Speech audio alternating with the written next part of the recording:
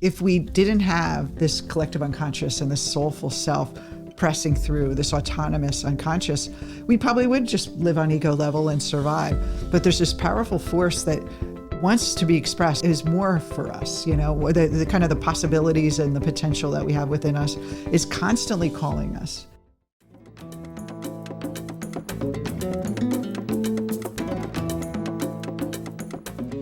Hello, everyone. Welcome back to Soul Sessions with Creative Mind. I'm Deborah Barrett-Maldonado. I'm here with Dr. Rob Maldonado, and we are good to be here. Excited to share this next episode with you, continuing our series on the mind of Carl Jung and what he's contributed to psychology.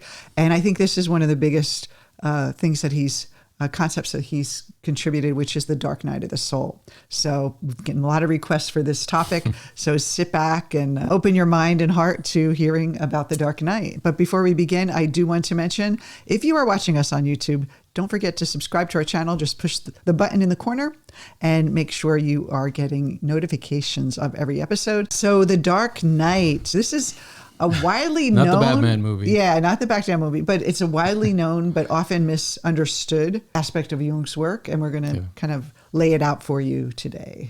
What it is, what it's not. And why you should do it. Why you should accept it and welcome it, right? The gift of the dark night of the soul, absolutely. Yeah. So let's start with Jung himself, because he underwent a dark night of the soul himself. I mean, that's where... the good stuff comes from. If we talk about active imagination, understanding the unconscious, integrating the shadow, the individuation process, it all came through his dark night of the soul. So in 1913, Jung, who was really heir to Freud's work and was set to take over as the crown prince for Freud, they have a breakup, essentially.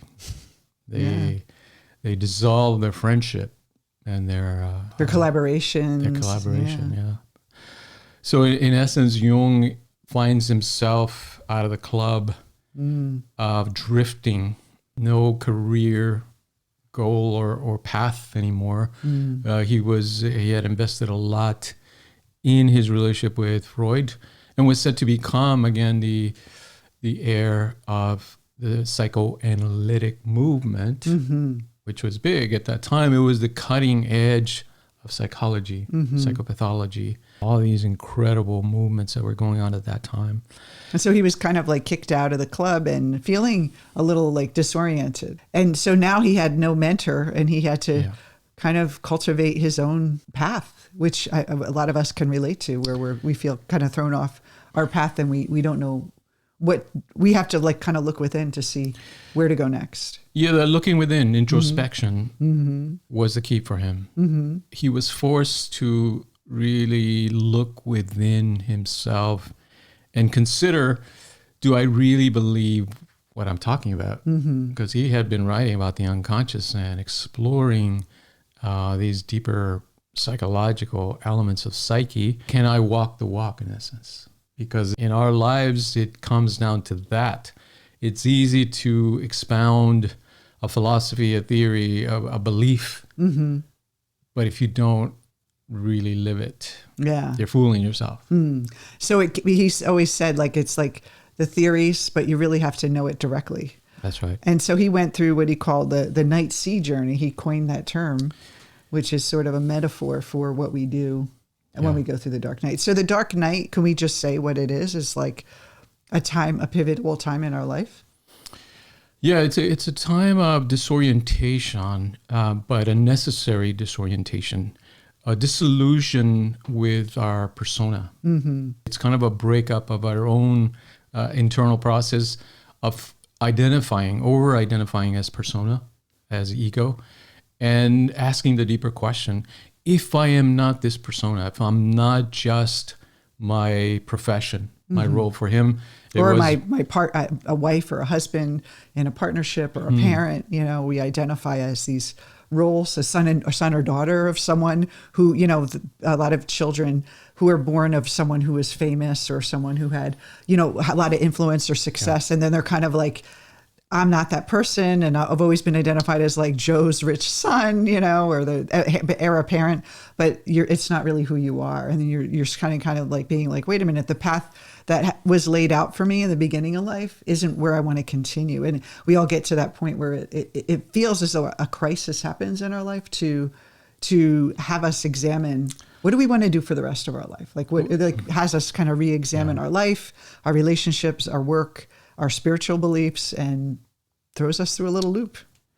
Well, I would say it's not loop. that it feels like a crisis. It is a crisis. Yeah. It has to be. In other words, it cannot be, you can't stay in your comfort zone and do the dark night of the soul or shadow work. So so-called bad events that happened, or these things that show up, whether you're a business owner and you have like a crisis that happens in your business where there's some kind of financial thing happening, or a team thing, or it could be a career where you get laid off, or a relationship that doesn't work out, or someone who passes away, that you're kind of like, wait, I don't know who I am without that person. We start to, feel this like upheaval in our life, that chaotic upheaval.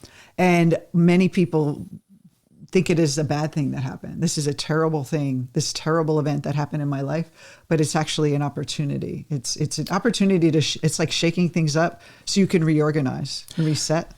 Yes, but you're giving the punchline away. Okay, all right. Because let's go back to what happened to Jung then.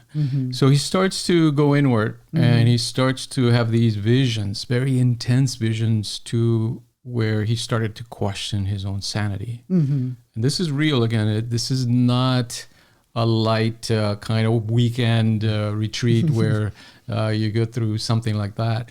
This was years for him, years of wrestling with that inner demon of the shadow and coming to terms with his destiny. So he has this vision of Europe drowning in blood.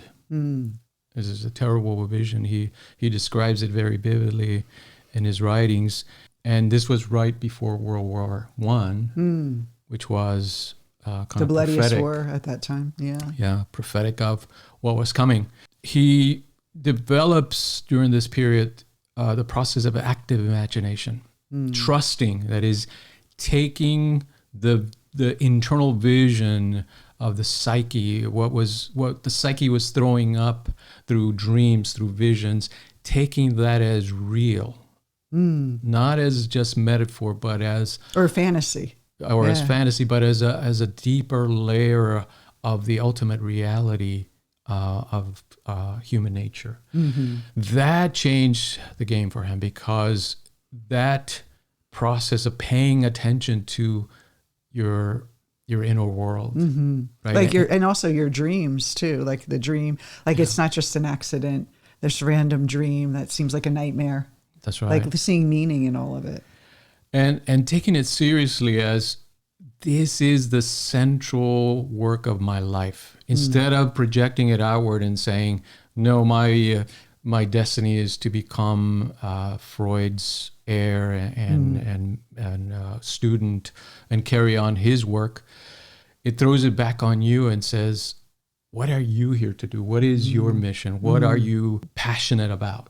So he starts to write the Red Book, which is only published in 2009 at his request, but he dedicates time and effort to writing in the Red Book his vision and his experiences of that inner world. So the idea of spirit guides, that's where it comes from, right? He started to perceive within his psyche spiritual guides that were teaching him and guiding him on his process of individuation.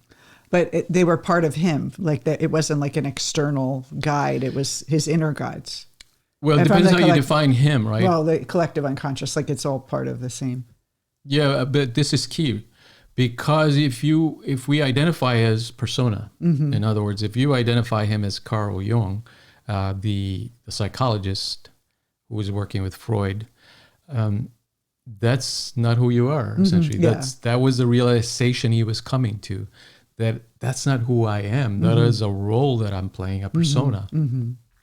So these elements of the psyche, he says, are autonomous. In In other words, he wasn't creating them in a conscious way. He wasn't imagining them and doing guided visualization.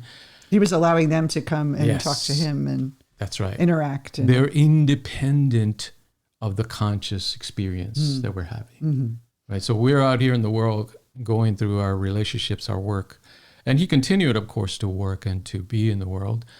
But he was going home and paying attention to this inner world that was going on. And he was writing it down. That became the shadow work, the individuation process. Essentially, all the major concepts that we know now as Jungian psychology, analytical psychology, came from that period. And he came out of it. It's not a permanent condition. In other words, you're not meant to stay in the shadow work and the dark night of the soul forever, but you have to stay long enough to do your work. And if you don't face it, your life is vanilla. It's bland. It's uninspiring. It's black and white. It's survival. And if you're willing to face yourself and discover who you really are, then your life becomes rich and profound and has deep meaning, because we're here not just to exist. We're here to create something with ourselves, for this life. Yeah, so he called this episode in his life the night sea journey, which I love, right? Because we were recently by the beach at night, and we were watching this thunderstorm kind of brewing up in the sky, and it's like mysterious. The right? darkness of the ocean when you look out at the horizon at night. That is a great metaphor for this journey that we undertake. What is the ocean? What is that? Water. It's the collective unconscious, the unknown, the mystery of our being. If we do not dare to go into it and ask the question, what am I here to do? Who am I? We're missing out on the main purpose of life. We're simply staying on the surface, on the land, and saying, I'm not going to do this. I can't do this. Well, it's like you stop looking outward for that security, that fulfillment. It stops being fulfilling for you. And you could have great success, but it feels as though this isn't it. This isn't what I know there's more in me. I know I was meant for more. And we turn inward, and the ego resists this because the ego just wants you to prop externally. So there is resistance.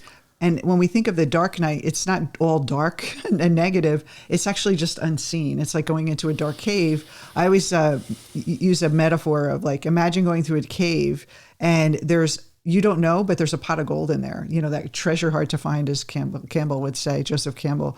And it's like inside that, but you have to kind of go through and face your fear of going into this dark, unknown cave, but you know that there's treasure there.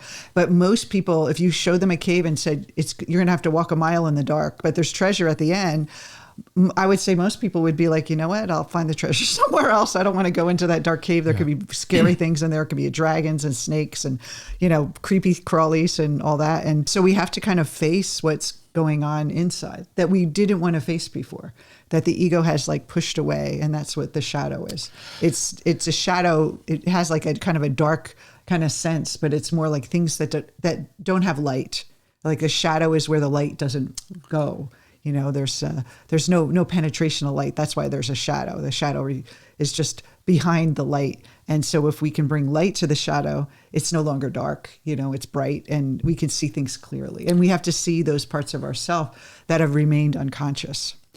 And so Jung says the reason we avoid the shadow, like the plague, and we'll do anything, like he says, people will do the most ridiculous things in order to avoid the confrontation with their own shadow.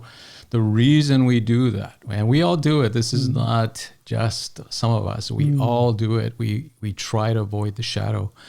He says the reason we avoid it is because it threatens everything we've created as persona. In other words, everything we've invested in, everything we've dedicated at the first part of our life to, creating this personality, this persona, this identity of this is who I am, this is my work, this is how I'm going to fit into the world.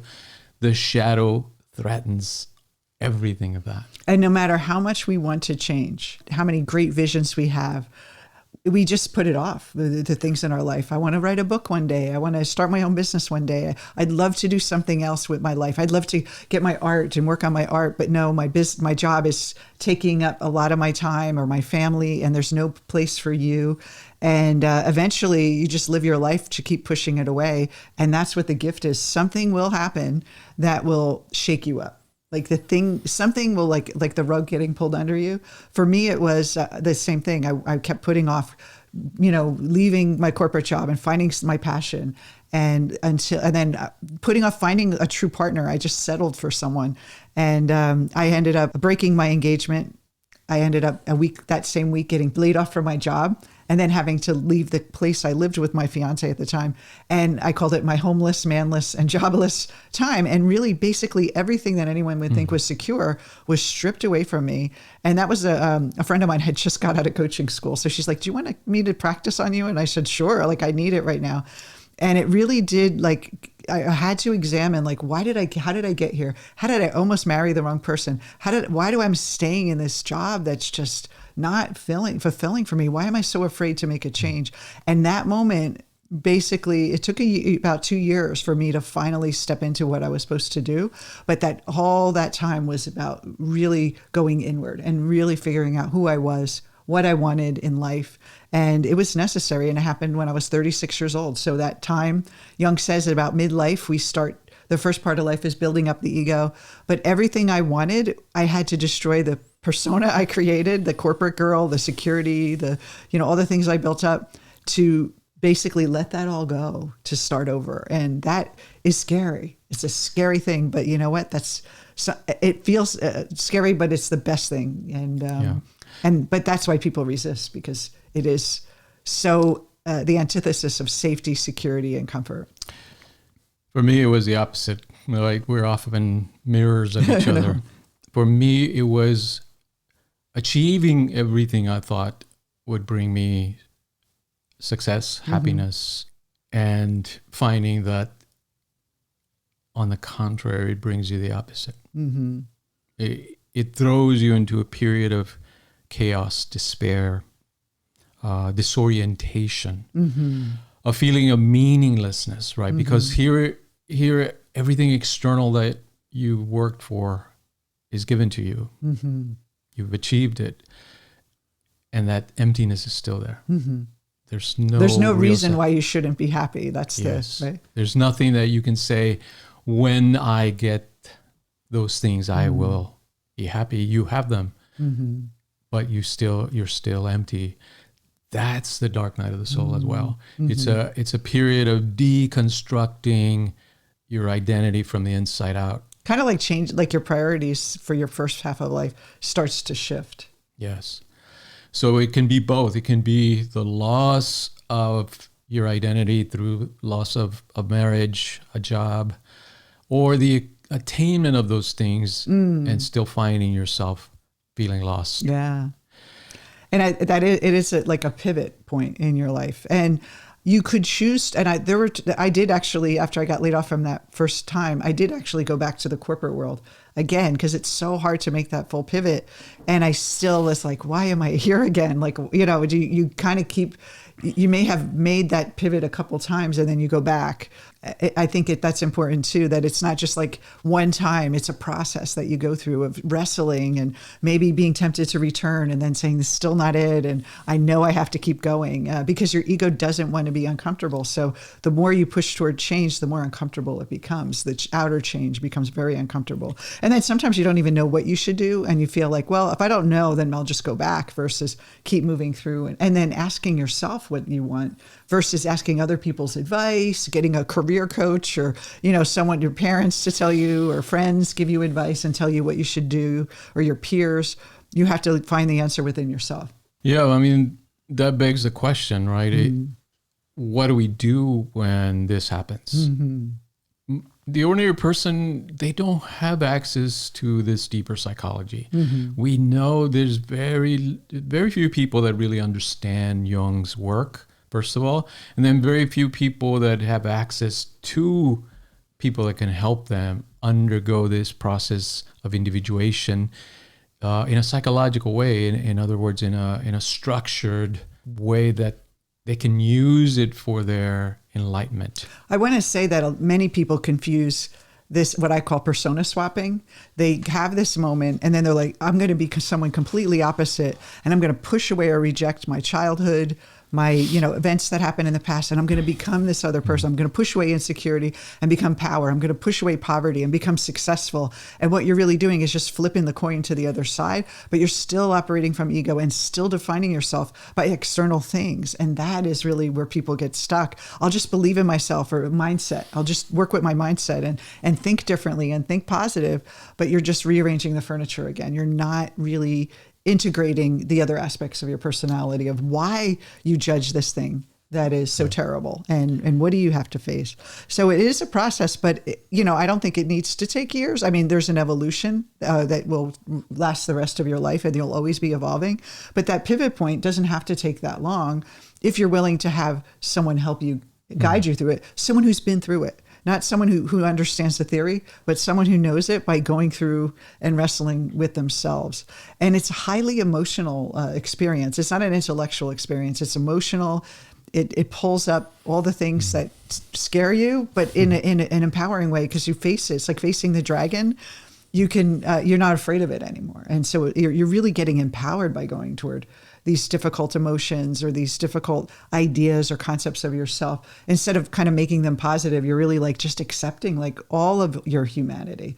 And I think what Jung's work is really powerful for our planet and humanity itself is that we have to stop putting people in categories of good and bad and starting to see humanity as more complex. That there's not us and them. There's a more complex aspects to our psyche that aren't just delineated in that hard light and dark phase. There's like gray areas, and there's perceptions and the way we look at things and the way we look at people. Just like looking at this dark night, not thinking of it as this terrible thing that happened to me.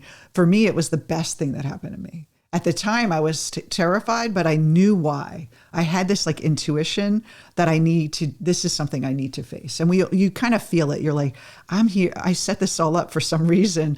I know I need to face this because I've been ignoring it for too long. Yeah. So Jung, he understood this work that he was doing and found the meaning of his work by understanding that people, societies, cultures had been doing this from the beginning of time. This is a natural process of our human evolution. Individually as well, it's part of our development. We're not meant to merely survive and fit in socially as persona. We're meant to transcend ourselves, to find something bigger than ourselves where we can transcend our ego, not just living for ourselves and our family and our career, but really be connected to the collective. Right? So this was also his discovery of the collective unconscious. You mentioned something interesting because we know a lot of thought leaders, and we hang out with people that they're doing big things with their life. They're successful in ways that many people find it very difficult to comprehend and to achieve those things. But often we see that what they're doing, like you said, is simply trading in one persona for a shinier, bigger persona, right? They're thinking, when I achieve bigger things, then I will be good enough. I will be satisfied. When I make the million or the 10 million or the 20 million or 100 million. Yes, then I will be enough. But that's an error, again, in the psychology of transformation. The external cannot satisfy that inward need for transformation. We all think it will. Like our ego thinks, if I just had enough, money and power, then I could, find the right person to love me and have a family. Like I would have everything I needed. But if on the surface, that sounds like they have it all. But when you really look at it, if that's what they're identifying with, everything external, something's going to happen. And so I think it's very important, especially for thought leaders, to do the individuation process, go through it, because they're responsible for inspiring so many people, millions of people, books they have out and speeches they're doing. And if they're not doing their own work, that's like almost like they're giving people half the equation when it comes to personal growth. And so I really feel like that would be something of like a requirement for people to really be happy being that role instead of being exhausted or feeling like it's a lot of work or pressure, or like getting exhausted, overworking, like finding themselves like exhausted from their all their goals. Or we see the other side of the coin also. People that have great skill and talent. We know they have a purpose and a mission, but they think that the external is bad. That if I create success for myself, that I will be betraying my vision. Like it's not spiritual to be successful. Both fall into error. It is about understanding that your inner transformation, this coming to terms with the shadow of the dark aspects of the psyche, bringing them to light, integrating them, facing your fears, going through this inner transformation, this deconstruction of the old persona and the reconstruction of this new center of being is a spiritual work. And that when you do this, you will find your purpose in life and you will achieve success. And then the success that you create will be in alignment with that higher vision that you have for yourself and then others. Business and family and all those things become easy, because many times if you have a big organization and you're a thought leader and you have a team, they're going to reflect your mind, and you'll feel like you need to keep firing people, and you don't have the right people, or people are letting you down, or partners are getting in the way, and that's reflecting of your mind. And so to understand, oh wait, this is an opportunity to see my mind, using these conflicts and these challenges in our life to grow. And even as simple as a relationship, instead of wanting the relationship to be perfect and we love each other all the time, it's like using conflict and using the challenges that happen within a relationship to grow, not to an excuse to leave and move on to the next person. So what do we do now? Like, I think one thing I'd like to bring up is this, we have this crisis that happens in our life where we feel this confusion. We don't know where we're at. It's almost like we're putting a pause on things. And a lot of people confuse that with depression. So I'd love for you to hear you distinguish, how do you know if you're clinically depressed, like clinically, where you need medication and you need therapy, or if you're or if you're going through I hate to say just, or if you're going through the dark night of the soul, and that's a different prescription, I would say, or different. Yeah, I mean, it's difficult because we don't want to diminish the importance of getting help if you are clinically depressed, or you've been diagnosed with depression, and you need therapy, you need maybe medication even, or a time in a clinic or something like that. That's important to make sure that you're taking care of yourself or your loved ones that are going through those things.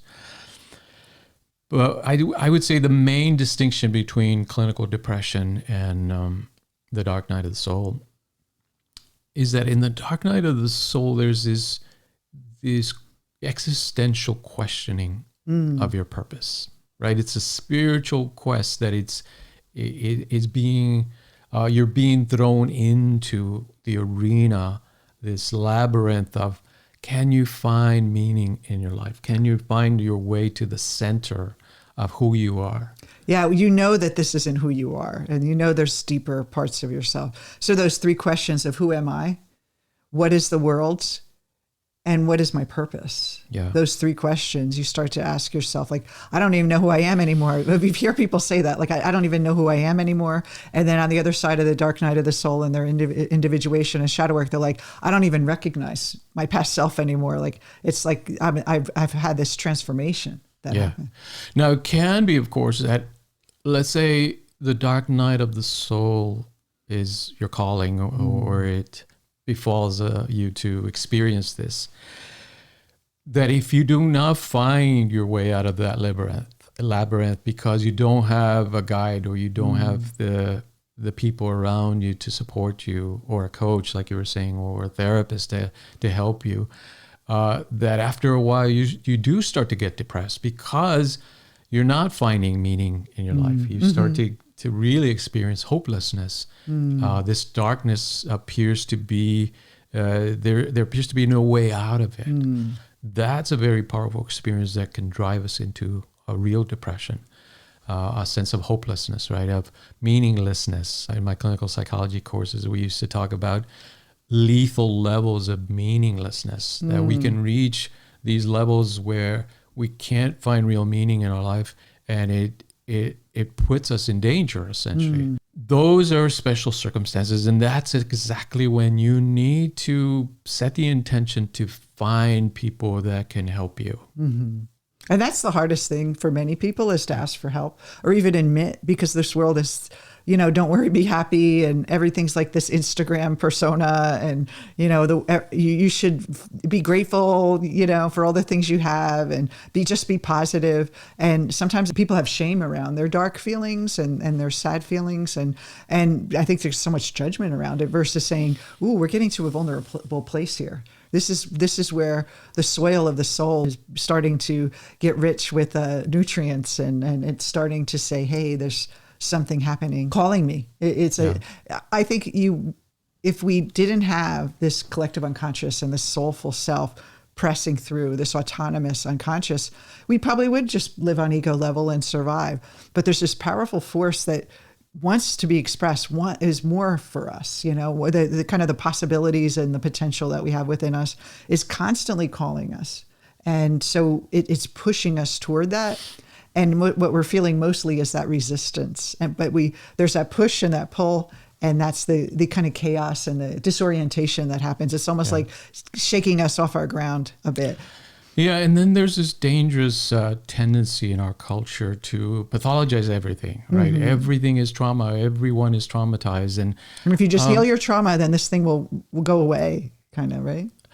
Yeah, well, let's put it this way, that the framing of experience is important. If we frame everything, if we see everything through the lens of trauma, that's the only thing we can see, because it's like the frame that we're using to understand that experience. But if we open it up and ask, is there another way of seeing this? Is there a way of seeing our human suffering in a more creative way, where it leads us to this transformation, to this deeper understanding of soul and meaning? Then there's a possibility that we'll find it, right? That we'll see it. And sometimes those events are catalysts for us to search, because there's nothing really there for people to transcend it. It's a spiritual, the soul needs to be reclaimed. And I love the idea of this process being like a purification, a psychological purification. Could you talk a little bit about that, like what that means? Yeah, so Jung was very interested in spiritual traditions from different parts of the world. And what he noticed was that they all had one thing in common. They all emphasize this purification, this ritualized process of purifying our mind from that ego buildup of our karma, right? Like burning up the karma they talk about in Eastern philosophy, right? Yeah, because we know from really disciplined scientific studies in psychology that we're all conditioned, whether we know it, like it or not. Life, the environment that we grew up in, conditions us to see the world in a certain way and to respond to the world in a certain way. Jung saw that a lot of these spiritual traditions were designed to purify our mind, or the human mind, of that early conditioning experiences, or the experiences of conditioning, so that the individual could really perceive themselves in this new light. Well, a lot of times they change their name, they change their cloth from like a certain stage of life. They move and they have a different kind of a costume in these cultures that show that from girl to woman, from man, boy to man, there's this like a ritual that happens, and we don't have that in our society anymore. No, and often people try to intuitively produce that challenge for themselves, right? I remember when I was a teenager, I instinctively sought out experiences that would test me. I wanted to be tested. I wanted to see what I was made out of. That's kind of an instinctual part of it. But imagine having structures, societal structures that can take you through those experiences in a meaningful way so that you come out the other end knowing who you are. Like, I think in junior high, they should have a pre-individuation ritual, like where the counselors can talk to the kids about what group they're falling into, how are they led, how are they defining themselves by the groups and the associations, and whether their grades or their sport acumen or their creative acumen or their beauty or their muscles or whatever, and start to see how they're constructing that persona and maybe even consciously create it a little more, understand projection, understand like what they're pushing away. And then another phase, like in their 20s, when they're looking for the right career, is like looking inward versus looking outward and looking what's going to make them the most money or what their parents want them to do. And then that stage of 35, 40, 45, where you're going through that rebirth. I think that would be another phase. And then also getting older. I think once we turn 50, we start to feel different too. We're not the young person anymore. We're now the leaders of society. We're stepping into roles that are more leadership, and we need to be conscious. I mean, if the leaders or the elders of the world are unconscious, where are we going? And so it's like every stage has an important part of this process. Yeah, that's another important element in Jung's work, that he's looking at this bigger picture of, if we're meant to individuate and most people are not, what kind of world are we creating? Well, we're creating a world that's based on ego function, meaning that its emphasis is on material survival and social fitting in, and without the satisfaction of real spiritual transformation and real meaning derived from the inside, so that people start to orient towards the external and think, when I get more money, when I get more gold, when I get more fame, I will be satisfied and I will be enlightened or as prosperous as I can be. He says that's a very dangerous world, because when people are dissatisfied with their inner world, they fall victim to cults, to mass movements, to the mob mentality, the herd mentality that he talks about in some of his books. That is a dangerous world, and we are seeing that playing out in the world right now. These kind of movements towards tribal identification, towards division within groups, to projection, right? Projection of the shadow unto others, and saying they are the bad ones, they are the ones that are causing the problem, when it's an internal process. So the dark night of the soul, now that we can see it and understand it from this perspective, we see that it's an essential, necessary part of human culture and human awareness that we need to bring back. We need to put it at the center of the human experience and create ways for human beings, especially leaders, like you were saying, right? Leaders that can then serve as models for the followers. Well, a lot of people talk about corporate greed, and these, CEOs are making like 500 times more than the employees, and they're not giving back, and it's all about profits. And so imagine a conscious leaders that are, concerned with the whole, the corporation as a whole, like it's a living, breathing, it's full of people. Now some companies are bringing in coaches to help with the personal development, because it does help the bottom line when happy workers and they understand themselves, and team building, all these things.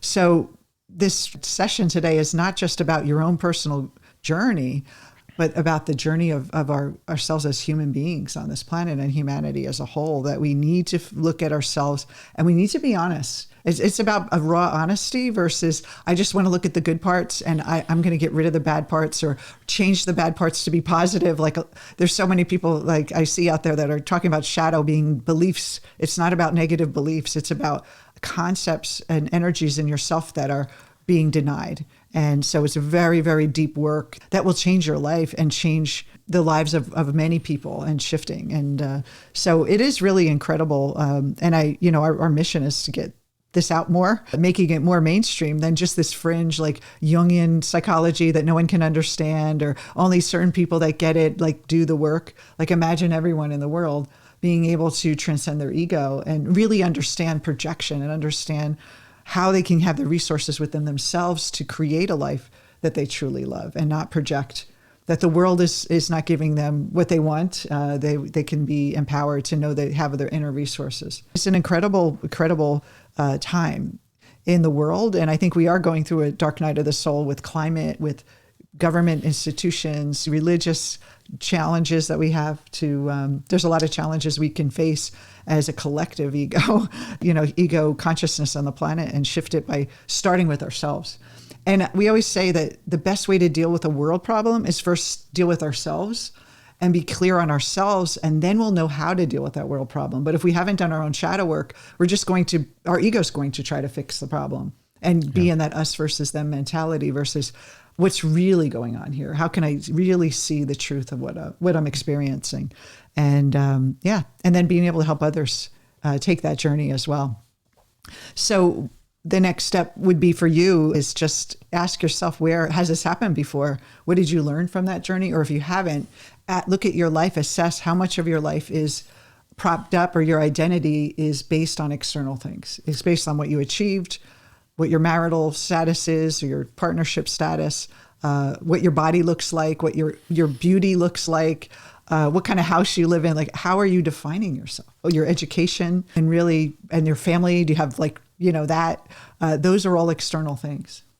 Yeah, it all begins with that introspection. Mm-hmm. So whatever your challenge is, whatever is confronting you at this moment, think in terms of, why did I create this? Why is this showing up for me? Mm-hmm. And examining your own role, the role that you played in creating this situation, not to blame yourself, but to understand that you have the power to change it. Whatever situation you're facing is your own creation.